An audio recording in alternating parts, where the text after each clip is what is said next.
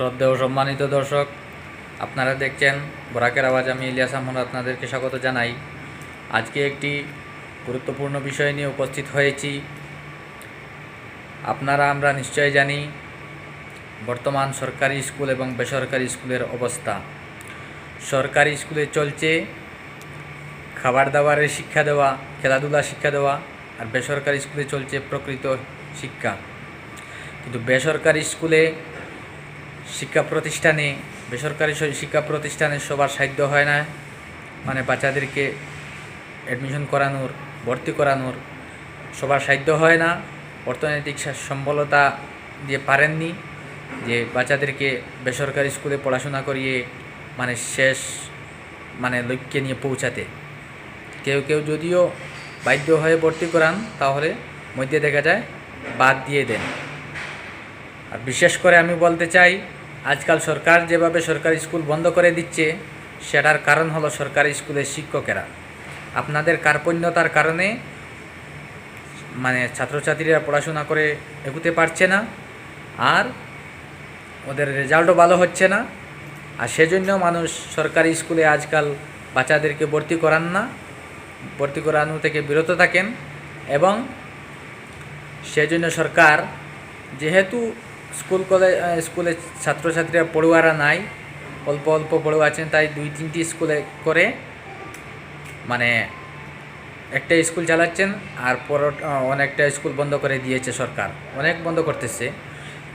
কিন্তু একদিন আপনারা জেনে রাখুন, পুরোপুরি স্কুল বন্ধ হয়ে যাবে, নামমাত্রই কিছু কিছু স্কুল থাকবে। আপনাদের কার্পণ্যতার কারণে। আপনারা তো ভাবছেন আমাদের টাকা আছে, পয়সা আছে, আমরা প্রাইভেটে নিয়ে পড়াবো আমাদের বাচ্চাদেরকে, আর যাক সরকারি পেমেন্টটা আমরা নিয়ে নেই, আর সে বসে গল্প বলে, বাংলা সাহিত্যের রূপকথা বলে বলে নিয়ে যাব। আচ্ছা, ঠিকই আছে, কিন্তু মনে রাখবেন, আপনার বাচ্চাদেরকে যে পড়াচ্ছেন সরকারি স্কুল বাদ দিয়ে বেসরকারি স্কুলে টাকা খরচ করে, প্রাইভেট টিউটার রাখিয়ে, আপনাদের বাচ্চারা বড় হয়ে শিক্ষা অর্জন করে কি করবে? সরকারি তো একটা চাকরি করার আশা পড়াচ্ছেন না। স্কুল যদি না থাকে আপনাদের মতো, তো ওরাও আর শিক্ষক হতে পারবে না। সেই জন্য সেই কথা মাথায় রেখে সরকারি শিক্ষা প্রতিষ্ঠানকে আপনারা মজবুত করে তুলুন, পুনরুজ্জীবিত করুন, সুষ্ঠুভাবে শিক্ষা দিন পড়ুয়াদেরকে, যেন সরকারি স্কুলের প্রতি আকৃষ্ট হয় পড়ুয়ারা।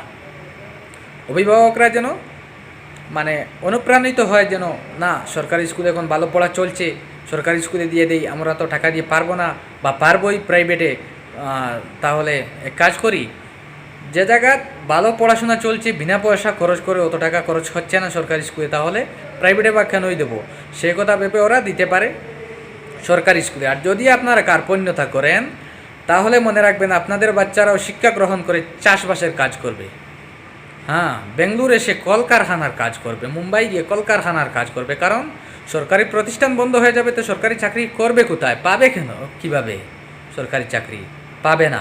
আর আমি মুখ্যমন্ত্রী মহাশয়, এখন তো ওনার হাতে শিক্ষা বিভাগ, শিক্ষামন্ত্রী তিনিই, ওনাকে আমি অনুরোধ করতেছি যেন প্রতিটি সরকারি স্কুলের শিক্ষক শিক্ষিকাদের ছেলেমেয়েরা যেন সরকারি স্কুলে ভর্তি হয়, একটা আইন বানানোর জন্য অনুরোধ জানাচ্ছি। ওরা কখনো পারবে না প্রাইভেট স্কুলে তাদের ছেলেমেয়েদেরকে ভর্তি করতে। এইভাবে একটা আইন বানান, তা না হলে শিক্ষা প্রতিষ্ঠান এরকমই যেভাবে চলছে, না চলার মতো পালাবাজি চলছে, এইভাবে পালা দিয়ে ওরা চালাবে। আর দিন শেষে যারা অর্থের অভাবে বেসরকারি বিদ্যালয়ে যেতে পারেনি, ভর্তি হতে পারেনি, তারা তাদের জীবনটাকে বিনষ্ট করে ফেলবে, শেষ। আর এই যে কথায় আছে না, ব্রেংসি পাস করে, হায়ার সেকেন্ডারি আর বিএ পাস করে বেঙ্গলুর এসে কলকারখানার কাজ করতে হবে। আর যদি একটু ভালো মাপের পড়াশোনা করতে পারে, সরকারি চাকরি হোক বেসরকারি চাকরি হোক, কোথাও বা চান্স যদি পেলেই পেতে পারে। কিন্তু যদি সরকারি প্রতিষ্ঠান বন্ধ হয়ে যায়, তাহলে এইভাবেই প্রাইভেট স্কুলে পড়ান, লক্ষ লক্ষ টাকা খরচ করে বেঙ্গলুর এসে কাজ করবে, আপনাদের কার্পণ্যতার কারণে। আর আপনারা মনে করবেন যে সরকার তো আর দেখছে না, আমাদের কাজ তো আমরা যেভাবে চালিয়ে যাচ্ছি। মনে রাখবেন, সরকার আপনাদেরকে টাকা দিচ্ছে বাচ্চাদেরকে সঠিক শিক্ষা দেওয়ার জন্য। আপনারা যদি সঠিক শিক্ষা দিতে না পারেন, কার্পণ্যতা করেন, তাহলে কিয়ামতের দিন হিসাব দিতে হবে। সরকারি টাকা মানে বুলন্টিত করেছিলেন আপনারা, সরকারি টাকা মানে লুটপাটের দায়ে কিয়ামতের দিন আপনারা এর সাজা ভোগ করতে হবে। কোটি কোটি ট্রিলিয়ন ট্রিলিয়ন মানুষের সামনে বেইজ্জত আর বেফরমত হবেন, এটা মনে রাখবেন। আর আলিমুল আলমা তো বলে থাকেন যে সরকারি টাকা যারা মানে লুট করবে তাদের সবচেয়ে বড় সমস্যার সম্মুখীন হতে হবে কিয়ামতের দিন। আর সরকারের প্রতি আমার অনুরোধ, সরকারি স্কুলের প্রতি গুরুত্ব দেওয়ার জন্য। আর প্রাইভেট স্কুলে কোনো মানে সরকারি এমপ্লয়ি যারা, শিক্ষা প্রতিষ্ঠানের শিক্ষক যারা, শিক্ষক শিক্ষিকা, তাদের সন্তানদেরকে প্রাইভেটে ভর্তি করতে পারবেন না এমন একটা আইন বানানোর জন্য আমি অনুরোধ জানাচ্ছি। তারা বলবে হ্যাঁ আমরা ভালো পড়ানোর জন্য সরকারি স্কুলে ভর্তি করতেছি। আরে বাবা, তুমিই তো পড়াচ্ছ না, আপনিই তো পড়াচ্ছ এই স্কুলে, আপনারাই পড়াচ্ছেন। এই সরকারি স্কুলে আপনারা ভালো করে কেন পড়াবেন না? ওখানে ভালো করে পড়ান, সেখানে ভালো করে পড়ানোর জন্য পাঠাচ্ছেন, ভর্তি করতেছেন।